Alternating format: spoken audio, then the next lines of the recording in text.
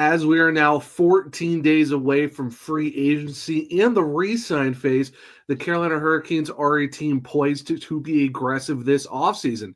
There are some question marks when it comes to the top six in the defense. The one position they don't have to worry about, it seems like, goaltending, which begs the question, what is the state of goaltending for the Carolina Hurricanes as they prepare for 2025-26?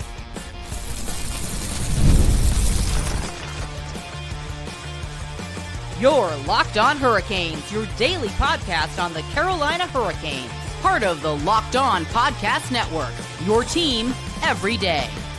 Welcome to a Monday edition of Locked On Hurricanes, your team every day, part of the Locked On Podcast Network. Thank you to the everydayer for making this your first listen of the day. 5 days a week, Monday through Friday, talking everything about your Carolina Hurricanes.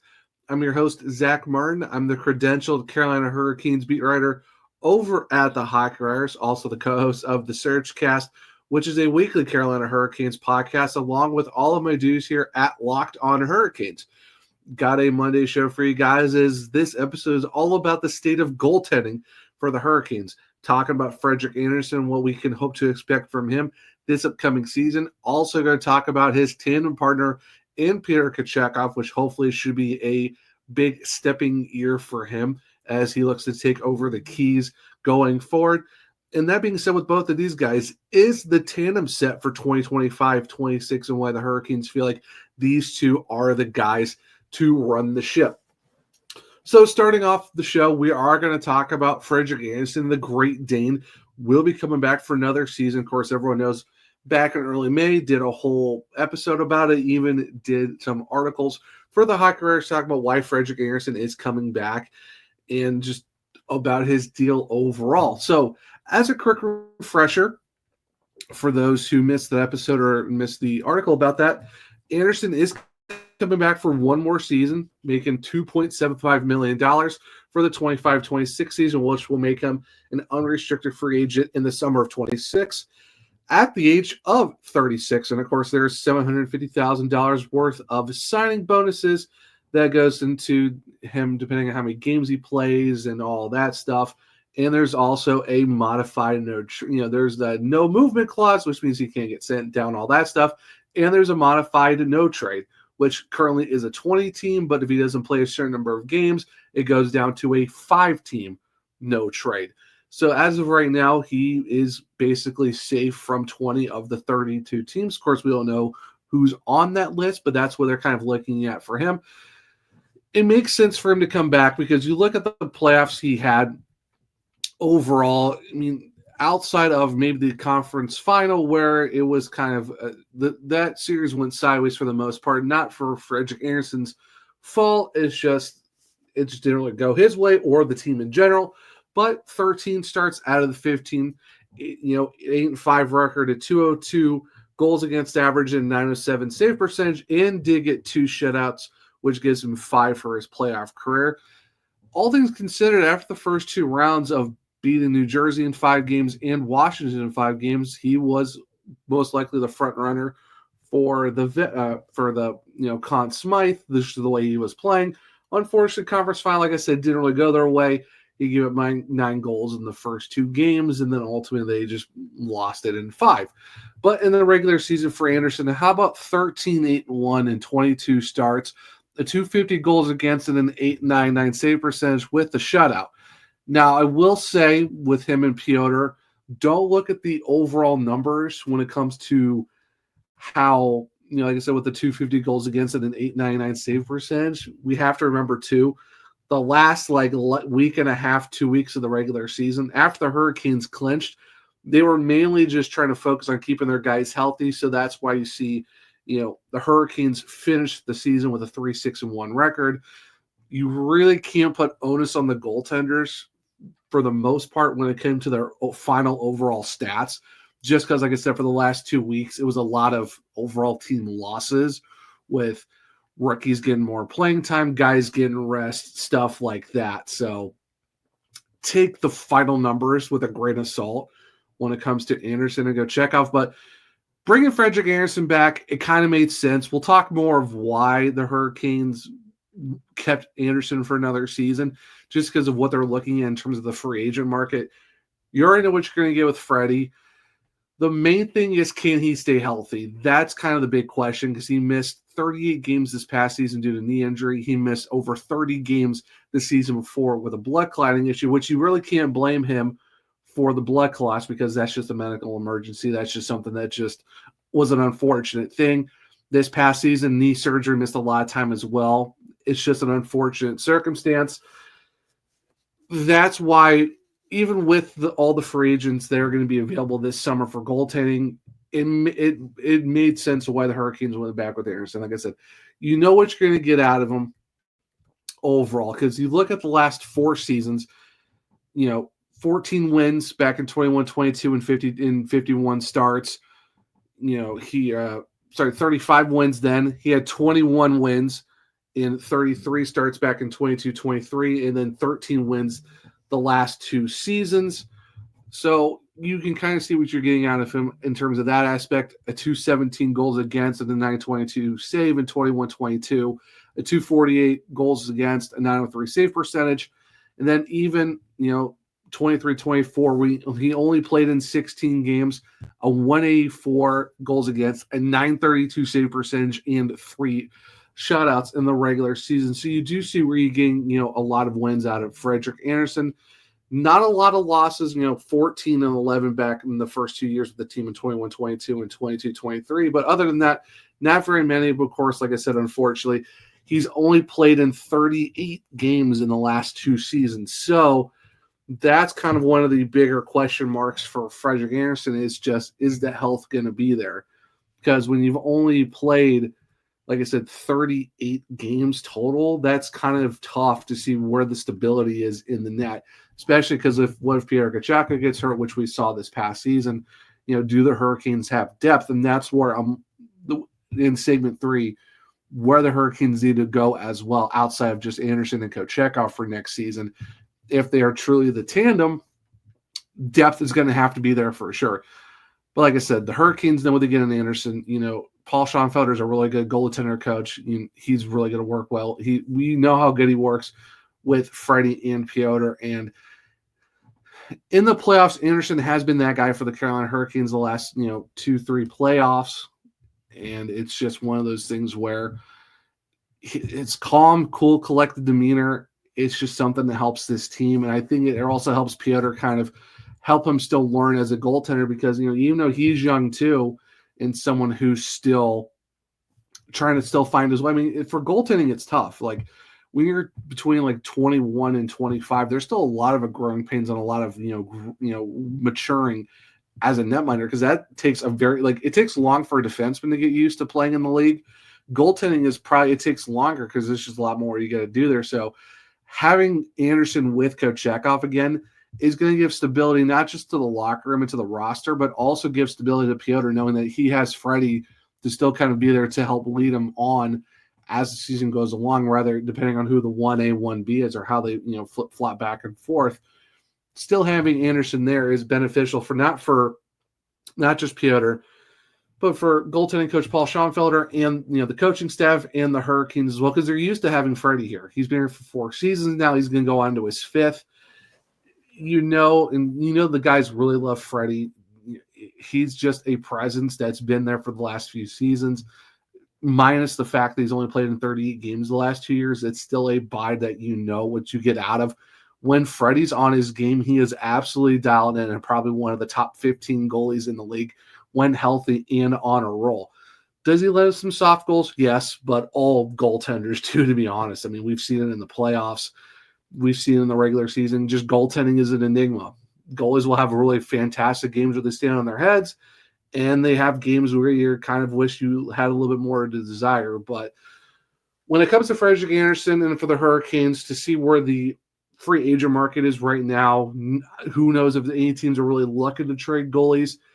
It's better to bring back a face that in Frederik Andersen, and that way you're not just scrambling to find a backup or to have to completely overhaul your goaltending room like we've seen in New Jersey where they did it with Markstrom and Allen. That works for them, but can the same thing be said for the Hurricanes? Can they trade guys to go get goaltending? So if they're looking for stability and something that works, why not look at Andersen and Kochetkov? So that's kind of what you're looking at with Frederik Andersen. You brought him back, 1-year deal, not a bad contract, even with performance bonuses. The big question mark is, can he stay healthy? Now, the other question mark is Pyotr Kochetkov. He set a career high in wins last year, kind of tailed off at the back end, didn't really see a lot in the playoffs. But where do things stand for him? Well, stick around and we'll talk about Pyotr the Great here in a second on a Monday edition of Locked On Hurricanes. Ever check your bank account and wonder, where did all my money go? Between dining out, online shopping, and entertainment, it's easy to lose track. That's where Monarch Money comes in. Your personal CFO, giving you full visibility and control over your finances. Monarch Money isn't just a budgeting app, it's a complete financial command center. You can track all your accounts, investments, and spending in one place so you stop just managing your money and start building wealth. Managing money with your partner is smoother than ever. You can track shared and personal accounts, set goals, and stay on the same page without the stress. Take control of your finances with Monarch Money. Use code LOCKEDONAHL at monarchmoney.com for 50% off your first year. That's monarchmoney.com, code LOCKEDONAHL for half off your first year. Welcome back to segment 2 of Locked On Hurricanes, your team every day. So in segment 1, we talked about Frederik Andersen, why the Hurricanes brought him back, talked about his stats, just his overall presence in the locker room. Now we're going to talk about his tandem partner in Pyotr Kochetkov. Now, Pyotr Kochetkov this past season for the Carolina Hurricanes set a career high in wins with 27, had 23 the year before. So you're looking at a guy who's got 50 wins in the last 2 seasons on top of having 89 games played or 87 starts. But besides the point, Pyotr Kochetkov is someone who's had a good run with the Hurricanes as of late, doing the yeoman's work with Andersen missing a lot of games. Like I said, Andersen's only played in 38 games the last 2 years. Pyotr Kochetkov has played in 89 and winning 50 of those games. 23, 13, and 4 in 40 starts with 42 games played back in 23-24. 27, 16, and 3 in 47 starts this past season. Last year, how about a 233 goals against, a 911 save percentage, and 4 shutouts. This past season, how about a 260 goals against, an 898 save, 2 shutouts, and 3 assists. Now, like I said, with Andersen, take these numbers with a grain of salt. And also, I would say this too.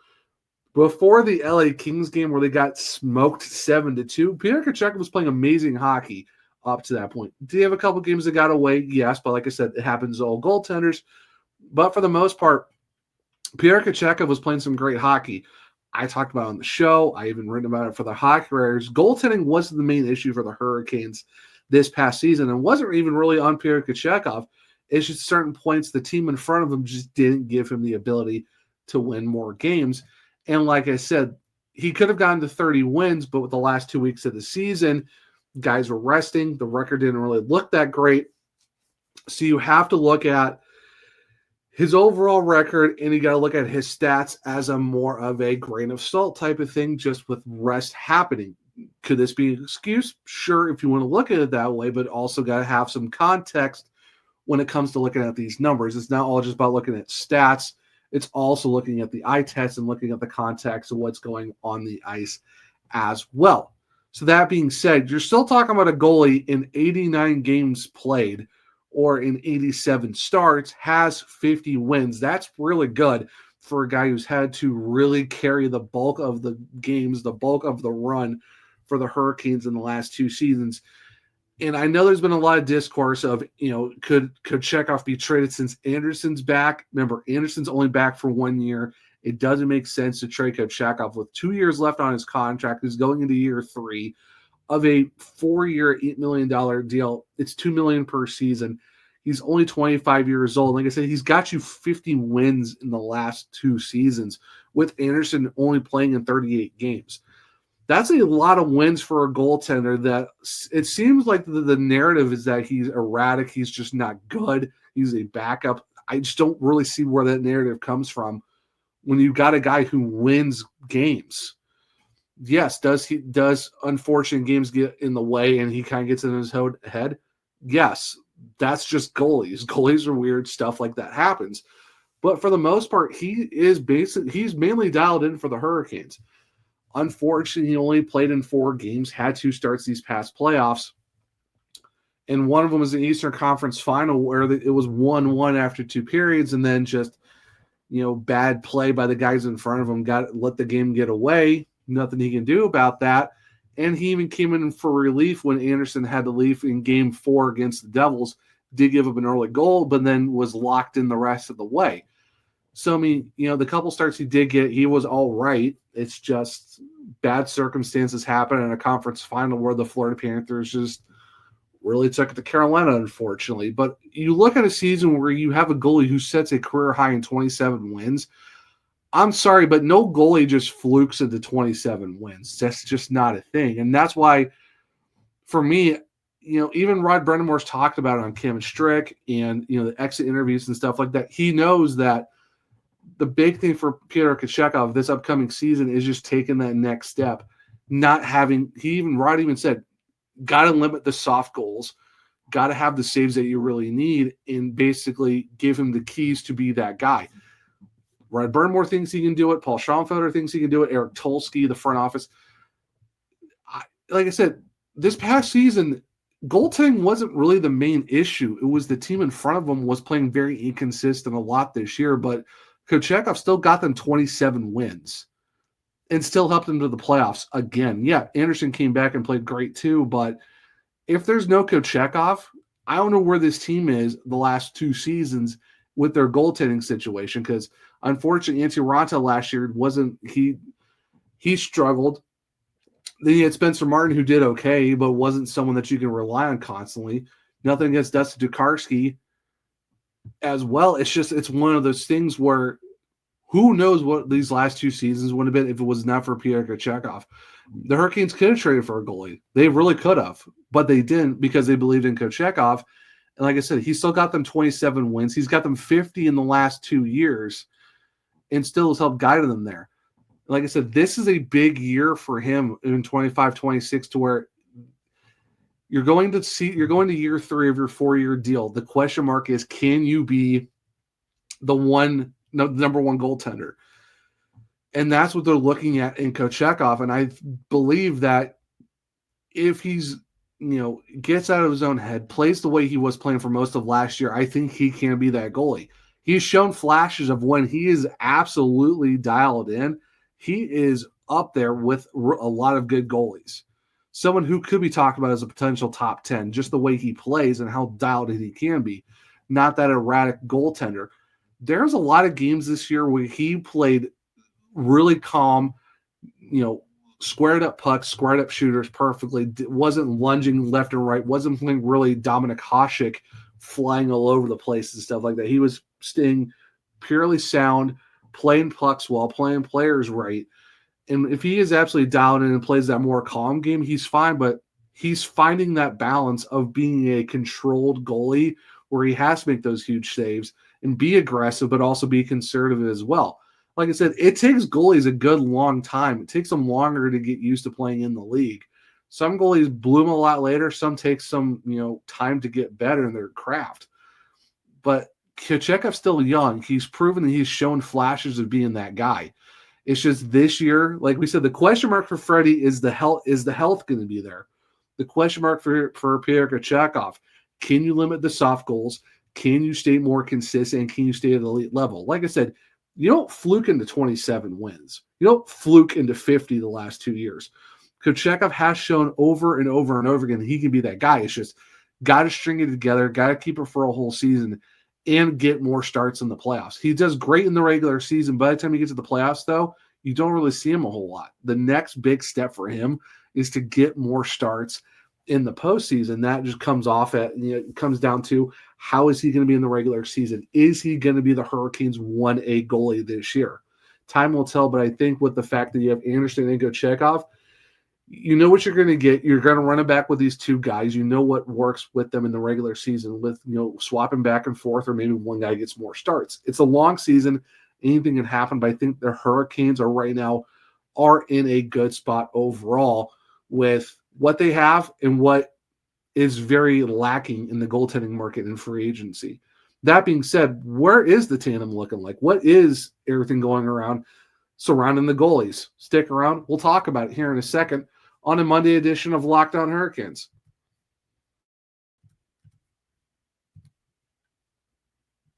Welcome back to segment 3 of Locked On Hurricanes, your team every day.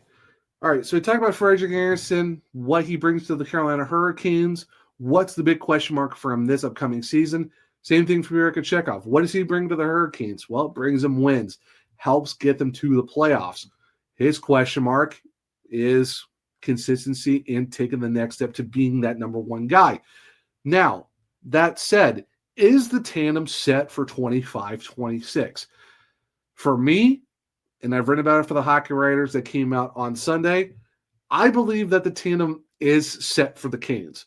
Could things possibly change between now and October? Obviously, yeah, things can possibly change.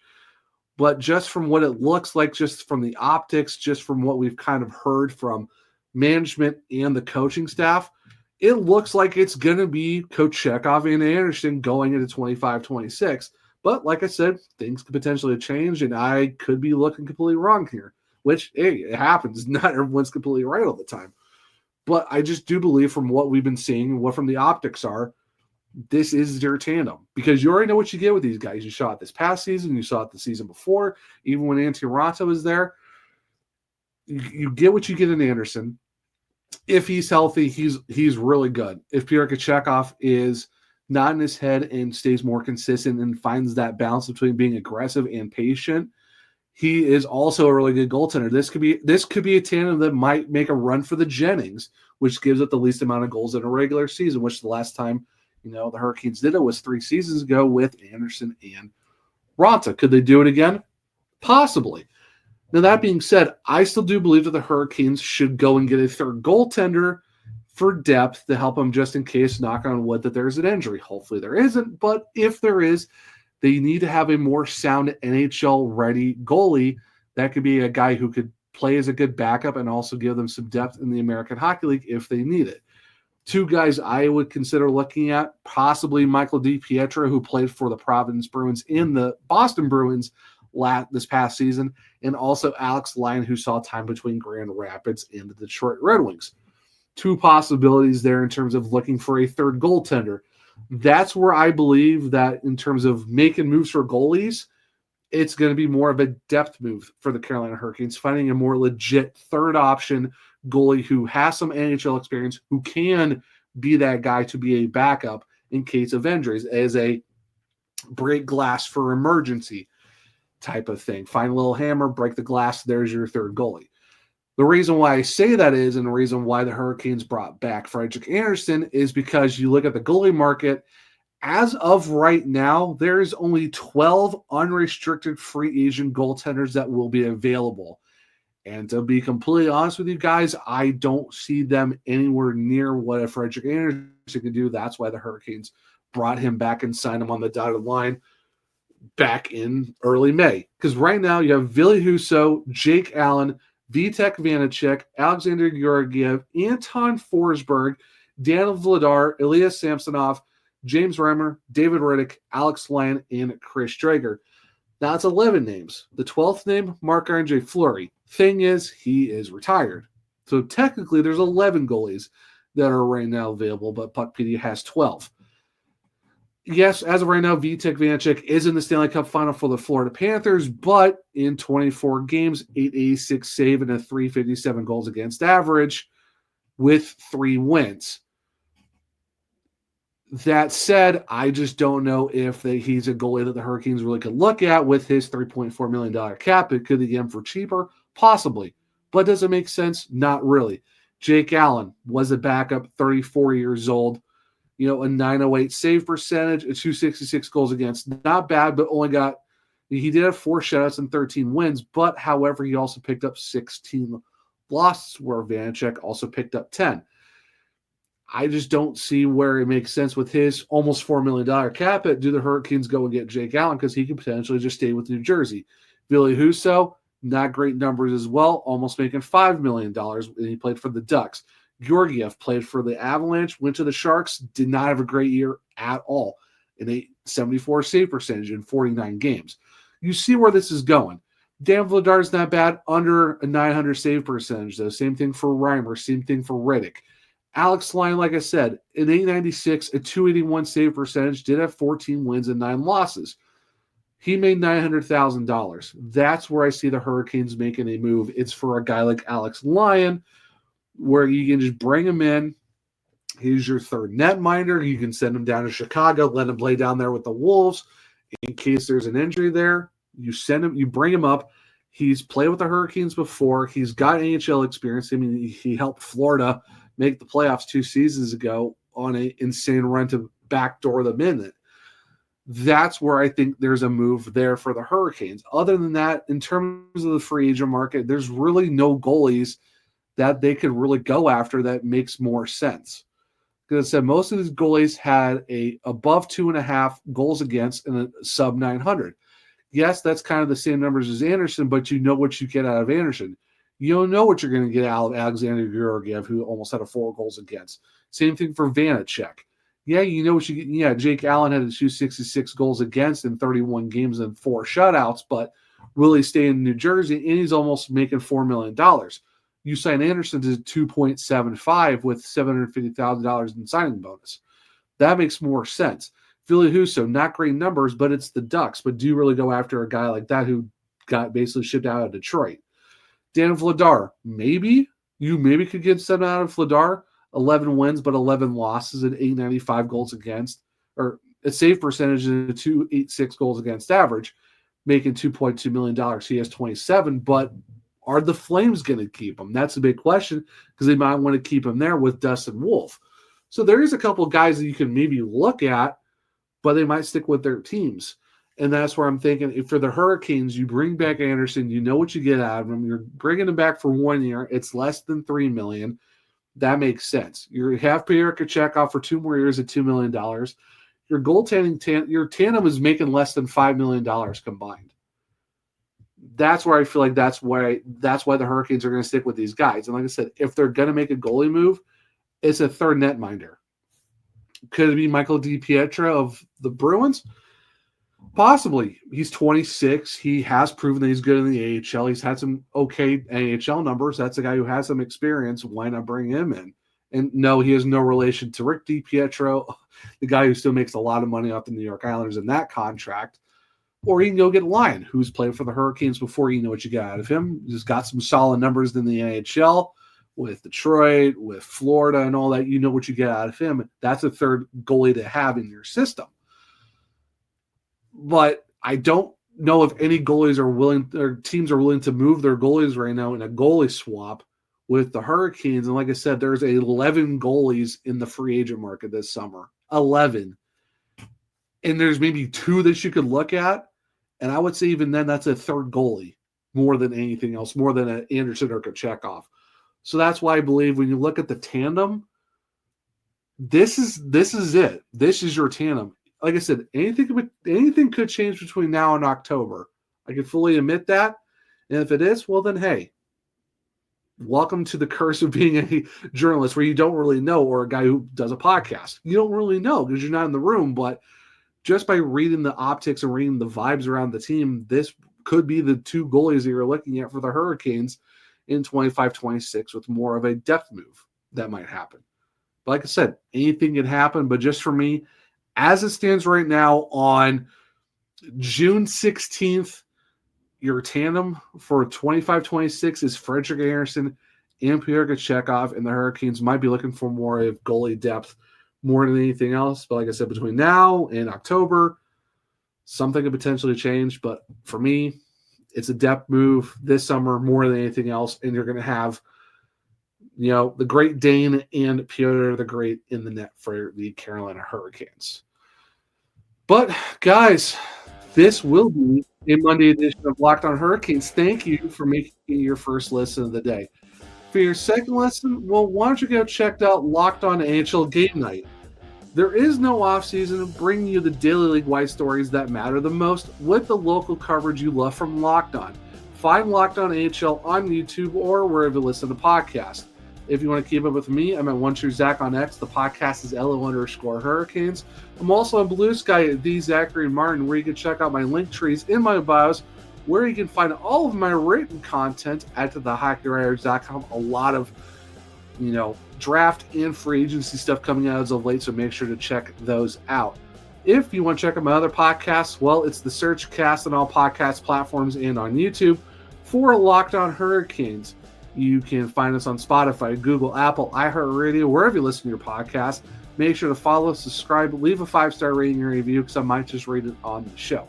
For YouTube, subscribe, hit the bell notification so you don't miss the show. Hit the thumbs up so let me know if you like the show as well. Share with other Caniacs so they become everydayers just like you. But hope everyone enjoyed the Monday edition of Locked On Hurricanes. Enjoy your Monday. And until next time, as always, let's go Canes.